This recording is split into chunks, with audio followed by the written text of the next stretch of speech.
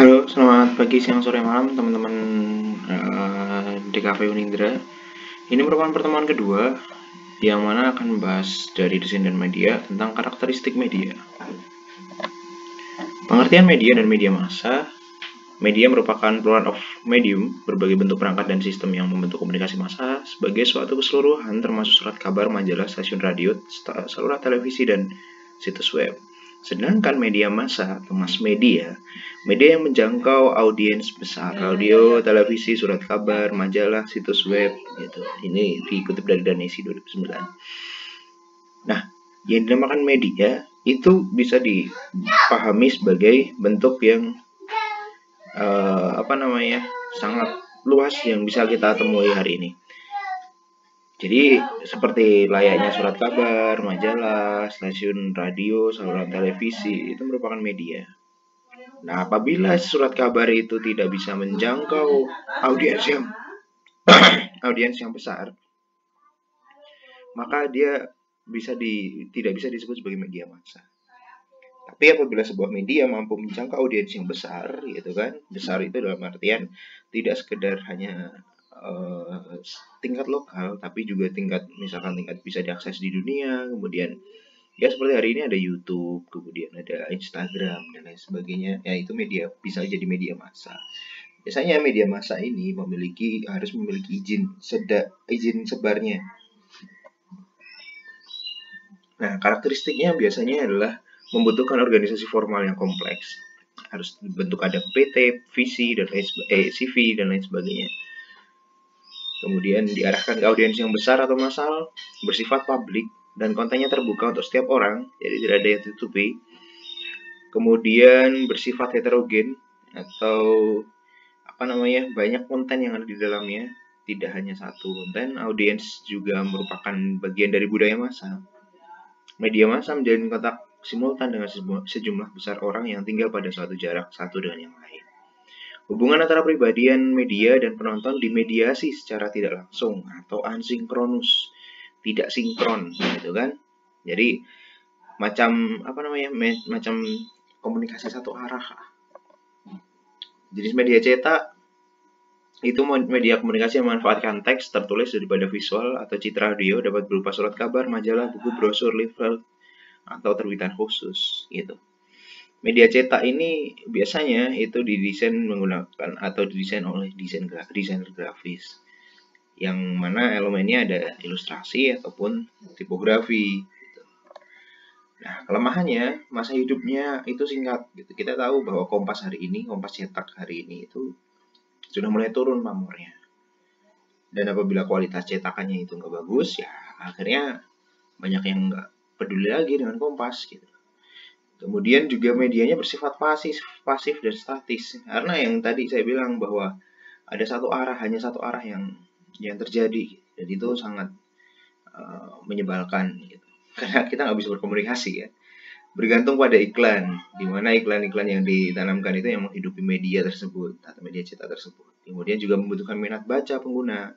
Ya kalau media cetak itu ketemu sama klien macam kalian, teman-teman yang hari ini hidup dengan gadget, kemudian segala informasi hidup itu berbasis pada internet, ya nggak bisa. Itu kelemahannya. Jadi kalau minat bacanya nggak bagus, ya nggak kelar. Kemudian berikutnya adalah visualisasinya. Biasanya akan bentuk kayak gini nih, ada headline, ada subheadline, ada body copy, caption, closing, illustration, gitu kan. Ada yang multi image, ini berbentuk majalah biasanya. Ada single image, gitu kan. Nah, 3 unsur penting dalam penyajian iklan. Yang pertama adalah layout, tata letak. Kita sudah belajar pada di KV 1. Kalian di KV 3. Ya, di KV 3. Kemudian komposisi warna. Kita sudah belajar di Nirmana. Headline and body copy itu di KV 3. Ruang untuk gambar itu juga lebih besar biasanya akan dibandingkan dengan ruang untuk teks biasanya, gitu kan. Ada Pitmunderian layout mengacu pada bentuk-bentuk square, landscape, gitu. Vertical panel menghadirkan garis pemisah antara secara vertikal. Kemudian jenis media audiovisual, itu media elektronik, Media audiovisual media yang mempresentasikan informasi dalam bentuk audible, terdengar, dan pictorial, bergambar. Di dalamnya ada televisi, karya film, karya videografi. Videografi itu bisa ada banyak lagi, ada dokumenter, ada kemudian video jurnalistik, ada banyak. Film juga ada film dokumenter, ada film kartun gitu. Nah, itu audiovisual masuknya. Tadi sebelumnya adalah cetak, yang kedua adalah audiovisual. Kelebihannya menghadirkan gambar, itu bisa real gitu, membangun imajinasi penonton melalui ruang dan waktu, menghadirkan gambar 3D bahkan 4D gitu kan, menghadirkan efek suara, efek bunyi, itu akan mempengaruhi psikologi penonton, kemudian konstruksi berpikir penonton juga, gitu. Membangun atau melebih-lebihkan realitas, ini bisa untuk menjadi kelebihannya. Kemudian merepresentasikan objek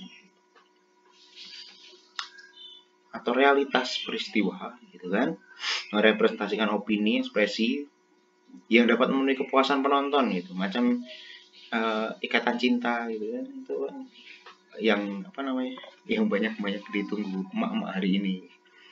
Nah, emang seperti itu gitu. Nah, mencakup berbagai genre, jenis program, dilihat dari gaya konten, struktur, dan lain sebagainya. Kelemahannya, penyajian gambar itu terlalu cepat membuat pesan. Itu justru menuju ke hal yang keliru. Kenapa? Karena kita bisa melihat bahwa perspektif yang kita lihat itu adalah perspektif dari si kameramen atau produser atau pembuat berita saja. Kita tidak tahu exactly-nya seperti apa di luar. Visualisasi gambar dapat menimbulkan kesan dan pemahaman yang berbeda-beda pula. Memerlukan biaya produksi yang cenderung tinggi. Nah, ada sebuah pertanyaan. Apakah kemarin kamu nonton film XY gitu? Misalkan sinetron Ikatan Cinta di televisi gitu. Tidak, saya mengunduhnya melalui YouTube. Nah, apakah itu berarti kamu tak menonton televisi? Di sini ada satu konsep yang harus saya sampaikan, bahwa televisi itu merupakan bentuknya itu merupakan layar, dan di layar itulah ada ruang visual. Ruang, space, visual merupakan ruang fisik di depan kamera, ruang yang terlihat di layar, ruang sebagai ukuran dan bentuk spasial dari layar. Tampilan ruang visual pada layar televisi meliputi ada setting studio, virtual set, kemudian fixed set, aktor atau partisipan, kemudian ada juga properti. Nah, hal-hal ini yang biasanya itu akan diatur untuk seorang desainer visual mengkonstruksinya. Contoh, iklan bukan empat mata gitu kan. Bukan empat mata ini salah satu iklan wawancara yang di kepala itu cool gitu kan, yang kemudian mewawancarai orang-orang artis-artis yang sedang tren atau yang sedang hot gosipnya. Nah, yang berikutnya, yang ketiga, itu adalah jenis media cyber atau media sosial. Sosial media, cyber media, merupakan segala bentuk media atau cara berkomunikasi yang memanfaatkan internet, sering diistilahkan sebagai cyber communication, seperti penggunaan website, portal berita, blog, virtual game online, atau jejaring sosial. Keunggulannya mampu membidik target konsumen khusus, pesan yang dapat dirancang sedemikian rupa melalui komunikasi interaktif, setiap orang dilayani secara pribadi. Memiliki kemampuan interaktif sehingga memungkinkan konsumen lebih terlibat, adanya feedback gitu, kayak kita lagi nge-status gitu kan, lagi di mana nih gitu, nah, bisa langsung jawab. Dapat memanfaatkan mesin pencari, ini biasanya menggunakan sistem yang dinamakan SEO, Search Engine Optimization. Koreksi kalau saya salah. Memungkinkan merancang situs secara menarik dan kreatif sehingga meningkatkan persepsi dan citra positif. Memungkinkan kita untuk mempromosikan secara luas jika anggaran promosi terbatas. Memiliki kecepatan instan dalam penyebaran informasi, tapi ada kelemahannya. Data jumlah audiensi yang akurat itu sulit didapat gitu. Sulitnya memperoleh data menyulitkan pula untuk melihat karakteristiknya. Proses membuka situs terkadang terkendala, proses mendapatkan informasi menjadi lambat, banyak scam, banyak penipuan gitu kan. Biaya pemasangan iklan juga jadi mahal untuk mengikuti jumlah audiensi yang dicapai atau JPM. Jangkauan internet masih terbatas karena di Indonesia tidak semua itu Jakarta, dan jualan kita tidak hanya di Jakarta gitu kan. Nah, awalnya itu ketika Tim Berners-Lee menciptakan the World Wide Web. First web server, first browser diiringi dengan HTML dan konsep halaman web. Gitu. www biasanya. Kemudian mengakses web karena adanya fungsi komponen, ada host, URL. Host itu komputer yang terkoneksi dengan internet, kayak macam kalian internetan di warnet itu host. Kemudian URL itu penunjuk file, directory pada internet, sebuah alamat resmi. Biasanya http:///2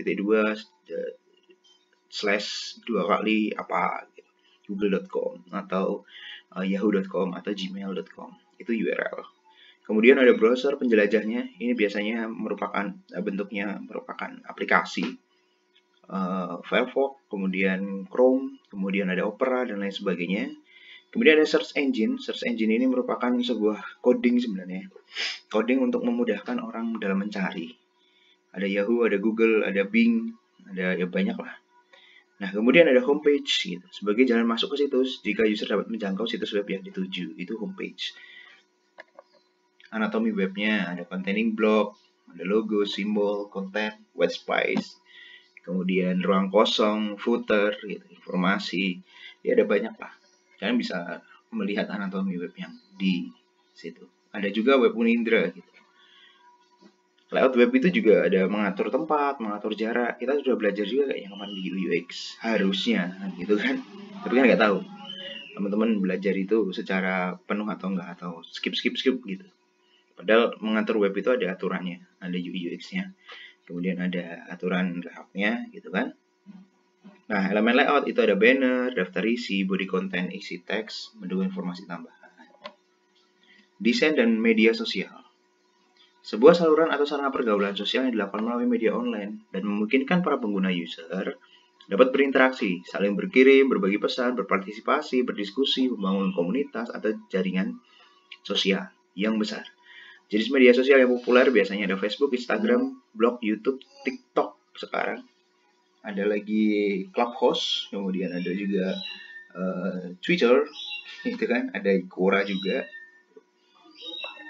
Nah, karakteristik media sosial itu pengguna user memiliki ruang web gratis untuk mengupload konten, jadi mereka disediakan kekuatan yang besar. Pengguna memiliki alamat web, kayak misalkan @akademi gitu kan, atau @siapa. Kita bisa ada profil pengguna, kemudian dapat terhubung dengan teman. Dapat mengunggah konten secara real time, konten dapat berupa teks, gambar, audio, video, bahkan respon simbolik baik like ataupun dislike. Kalau di Facebook sih. Kalau di YouTube sih. Dapat berinteraksi melalui komentar terhadap tulisan yang diposting sehingga berpotensi membangun hubungan jaringan sosial yang besar. Posting tulisan memiliki tanggal sehingga memudahkan untuk mengidentifikasi tulisan baru atau lama. Ini yang terjadi di Twitter, kemudian ada terjadi di YouTube gitu kan. Macam Atta Halilintar, kemudian di Twitter ada artis-artis Twitter, kemudian kalau di Instagram ada Ambe Turah gitu. Mereka mampu untuk membuat sesuatu itu menjadi boom, menjadi kuat. Desainnya misalnya seperti ini, kalian juga sudah mengakses setiap hari. Oke, itu kiranya 3 yang perlu diperhatikan untuk nanti. Tulisan berikutnya adalah silakan untuk menulis sebuah ulasan tentang